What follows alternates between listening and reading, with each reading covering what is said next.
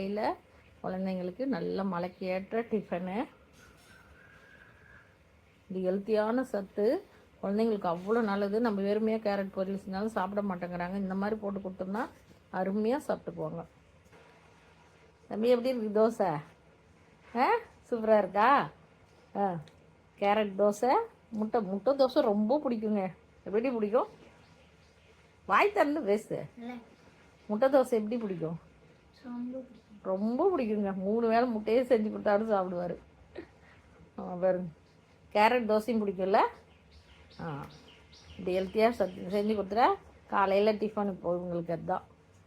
மெஸ்ஸில் செஞ்சு எதுக்கரில் எங்களுக்கு குட்டி மெஸ் இருக்குது, அதில் செஞ்சு கொடுத்துட்ருக்கேன். சூப்பராக இருக்கா? பார்க்குறவங்க சப்ஸ்கிரைப் பண்ணுங்கள், லைக் பண்ணுங்கன்னு சொல்லு. பார்க்குறவங்க சப்ஸ்கிரைப் பண்ணுங்கள், லைக் பண்ணுங்கள்.